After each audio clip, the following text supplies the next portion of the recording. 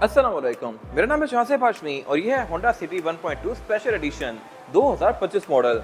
City का ये version recently आया है और स्पेशल एडिशन में इसमें रिम दे दिए गए हैं।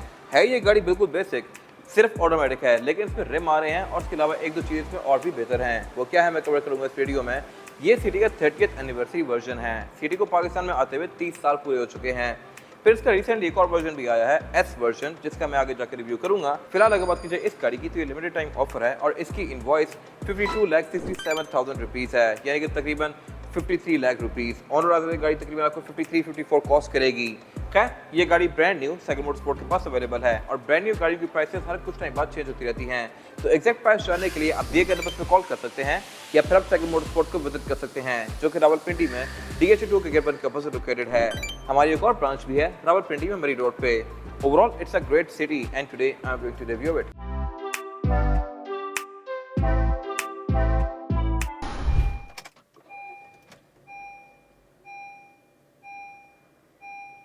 Let's start with the exterior of this car। लेकिन फिलहाल अगर बात की जाए इस गाड़ी की स्पेशल चीज़ों की तो इसमें फ्री एक्सटेंडेड वारंटी है। होंडा हमेशा एक्स्ट्रा वारंटी को ऑफर करता होता है, लेकिन उसके लिए आपको पे करना पड़ता होता है, बट इसमें वो चीज़ फ्री है और इसमें इसका स्टिकर भी दिया गया है। 4 years और 100,000 किलोमीटर की वारंटी फ्री, ये एक्सटेंडेड वारंटी होती है। और इसके अलावा इसमें बर्गंडी इंटीरियर है, ये चीज़ सिटी में नई आई है और इसके अलावा रिम इसमें कम्प्लीमेंट्री हैं। तो ये मेरे ख्याल से मजे की चीज़ है। फिलहाल अगर बात की जाए सिटी इटसेल्फ की तो ये गाड़ी वर्ल्ड वाइड तो काफ़ी पहले से आ रही है, लेकिन पाकिस्तान में 2021 से ऑनवर्ड्स आना शुरू हुई है। सिटी की ये 6th जनरेशन है और फीचर्स के लिहाज से ये ठीक है। हेडलाइट में इसके 2 इंडिविजुअल पॉइंट्स दिए गए हैं, लो और हाई के लिए अलग-अलग, लेकिन एस वाले वर्जन में इसके अब LED हेडलाइट्स आ गई हैं। फिर इसके अलावा इस गाड़ी में फॉग लैंप्स हैं। फॉग लैंप भी सिंपल सिटी में नहीं आते, लेकिन इस गाड़ी में हैं। इसके अलावा बाकी ग्रिल्स की एक रोम में दी गई है काफ़ी बड़ी सारी। ट्रैक्टर इस गाड़ी में काफ़ी स्ट्रॉन्ग है। इसी नाम से बाहर भी एक गाड़ी आती है होंडा ग्रेस, लेकिन ग्रेस से गाड़ी मेरे ख्याल से बेहतर ऑप्शन है क्योंकि आपको कम पैसे में ब्रांड न्यू गाड़ी मिल जाती है। बाकी इसके अलावा ट्रैक्टर यहाँ पे भी काफ़ी स्ट्रॉन्ग दी गई हैं। ऐसी ट्रैक्टर आपको होंडा की इस एरा की मोस्टली कार्स में देखने को मिलेंगी।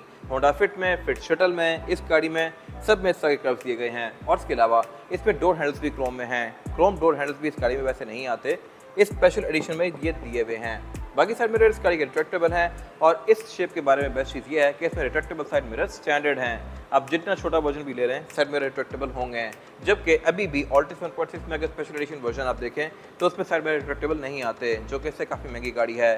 तो इस लिहाज से सिटी में काफ़ी सारी चीज़ें इंप्रूव की गई थी। और जहाँ तक बात है इस गाड़ी की एब्सोल्यूट साइड प्रोफाइल की, तो साइज़ के लिहाज से ये गाड़ी सिविक या कोरोला वगैरह से थोड़ी सी छोटी है, but nonetheless day to day use के लिहाज से ये गाड़ी भी एक अच्छा ऑप्शन है। अंदर ही आपको थोड़ी सी तंग फील होगी, लेकिन बाहर से इंप्रेशन वाइज ये गाड़ी ओके है। ग्राउंड क्लियरेंस के लिहाज से भी ये गाड़ी डिसेंट है, बट यारिस कंपैरेटिवली से थोड़ी सी ज़्यादा बेहतर है ग्राउंड क्लियरेंस के लिहाज से। बाकी मेरे ख्याल से लुक्स के लिहाज से ये गाड़ी ज़्यादा बेहतर है। आपकी इस बारे में क्या राय है कमेंट सेक्शन में मेंशन कीजिएगा। सनरूफ ये गाड़ी ऑफर करती ही नहीं है अक्रॉस द ग्लोब, क्योंकि अगर सनरूफ इसमें आने लग जाए तो फिर सिविक कौन लेगा। तो सिविक का यूनिक सेलिंग पॉइंट होंडा ने सनरूफ रखा हुआ है। बाकी इसमें एंट्री और एग्जिट भी आसान है क्योंकि गाड़ी आपकी हाइट पे ही है। और बैक पे इस गाड़ी में ड्रम ब्रेक्स आती हैं, डिस्क ब्रेक्स नहीं आती। इसके अलावा इसकी जो व्हील आर्चेस हैं इनके अंदर कारपेट्स नहीं दिए गए, ये बिल्कुल एक्सपोज हैं। सिविक में इस जनरेशन के साथ जो सिविक थी सिविक एक्स, उसमें प्रॉपर यहाँ पे कारपेट्स आते हैं। यहाँ पे थोड़ा चीप आउट किया गया है और दैट्स द प्राइस यू पे। इसके अलावा बैक पे एक यहाँ पे शॉर्ट पेनल्टी दिया गया है, जो कि पिछले जनरेशन की ऐड करना शुरू कर दिया गया था और आगे पता नहीं कब तक आता रहेगा। और जहाँ तक बात है इस गाड़ी की रेयर एंड की, तो टेल लाइट्स भी इस गाड़ी में 2 अलग लगाती हैं। ये टेल लाइट्स नॉर्मल गाड़ी में आती है और इसका जो नया वाला वर्जन आया है उस पर टेल लाइट्स चेंज कर दी गई हैं। ये मेरे ख्याल से मजे की चीज़ है। 2 अलग अलग टेल लाइट्स मैंने इससे पहले पाकिस्तानी लोकल गाड़ियों में नहीं देखी।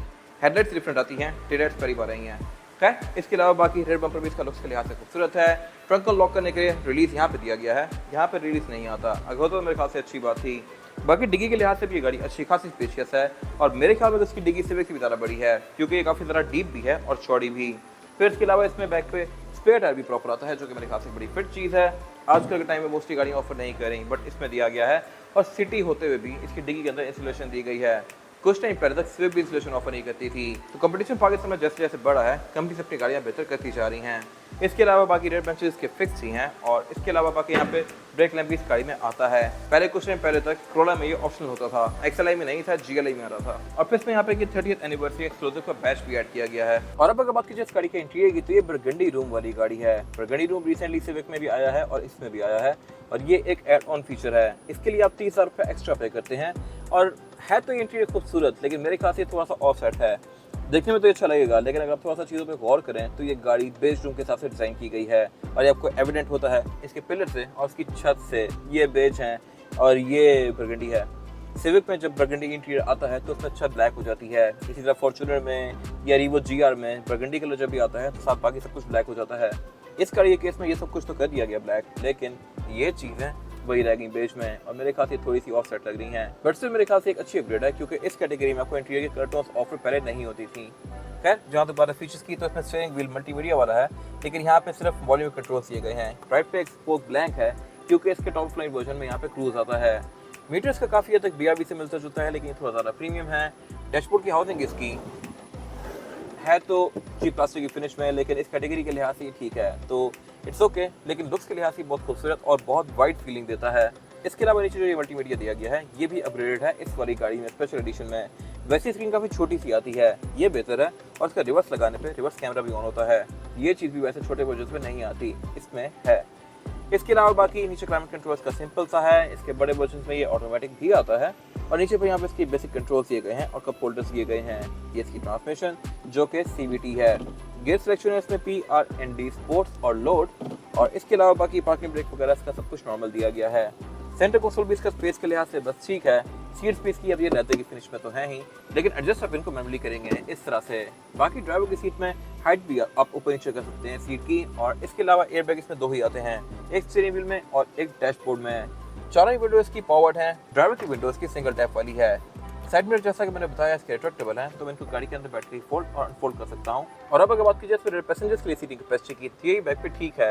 लेगरूम का मेरे पास बिल्कुल भी कोई इशू नहीं है कि बैक पे सिविक से भी ज़्यादा स्पेशियस है, और हेडरूम का भी। लेकिन चौड़ाई के लिहाज से गाड़ी क्योंकि थोड़ी सी कम है, तो यहाँ पे 2 ही लोग कंफर्टेबली बैठ सकेंगे। थर्ड पर्सन आना चाहे तो आ जाएगा, लेकिन फिर कोई बहुत सारा कंफर्टेबल नहीं होगा। और बाकी एमिनिटीज यहाँ पे ठीक दी गई है पैसेंजर्स के लिए। यहाँ पे पावर आउटलेट भी दिया गया है और USB चार्जिंग पोर्ट भी दिया गया है। सेंटर में एक ये ब्लैंक ड्रॉर है। इसके बड़े वजह यहाँ पे एयर वेंट्स आते हैं, और इसमें एयर वेंट और पावर आउटलेट दोनों ऑफर करती है ये गाड़ी, जबकि सिविक में अभी तक बैक पे पावर आउटलेट नहीं आए, तो ये एक लेवल आगे है सिविक से इस लिहाज से। खैर, इसके अलावा बाकी इसमें सेंटर कंसोल दिया गया है, जिसको निकाल के आप एज एन आर्मरेस्ट यूज कर सकते हैं। इसमें 2 कप होल्डर्स हैं जो कि अगेन बेज में है, तो कुछ चीज़ें चेंज की गई हैं, लेकिन मोस्टली चीज़ें वही रह गई। अब इसकी सीट बेल्ट भी बेज में है, हालांकि बर्गंडी रूम के साथ इनकी खास सेंस बन नहीं रही। खैर, इट्स ओके। बाकी इसके अलावा हेडरेस्ट इसके फिक्स ही आते हैं, बैक पे चाइल्ड सीट एंकर दिए गए हैं, और इसके अलावा यहाँ कुछ खास है नहीं। और अब अगर बात की जाए गाड़ी के इंजन की, तो इंजन इसमें 2 ऑफर होते हैं पाकिस्तान में, 1.2 और 1.5। ये गाड़ी 1.2 है, और ये 88 हॉर्स पावर प्रोड्यूस करती है with 110 newton metre of torque, जो कि ठीक फिगर है बॉडी साइज के लिहाज से। वैसे गाड़ियाँ 100 हॉर्स पावर प्रोड्यूस करती हैं इस कैटेगरी की, और 1.5 वाली गाड़ियाँ 120 हॉर्स पावर। तो मेरे ख्याल से 1.5 थोड़ा ज़्यादा वर्थ इट होगा, लेकिन रोज़ की कम्यूट के लिहाज से ये इंजन भी सफिशिएंट है। ये गाड़ी आपको एवरेज तकरीबन 15-16 के आराम से देगी, जो कि मेरे ख्याल से काफ़ी अच्छी एवरेज है। यूजली एवरेज विड्थ वगैरह की होती है, और लॉन्ग भी एक गाड़ी 20 तक भी जा सकती है, डिपेंडिंग अपॉन ड्राइविंग पैटर्न। अब इसमें मेन कंट्रीब्यूटिंग फैक्टर इसकी ट्रांसमिशन भी है। ट्रांसमिशन ये गाड़ी CVT ऑफर करती है, जो कि काफ़ी बड़ी अपग्रेड है प्रोस्मेटिक के ऊपर।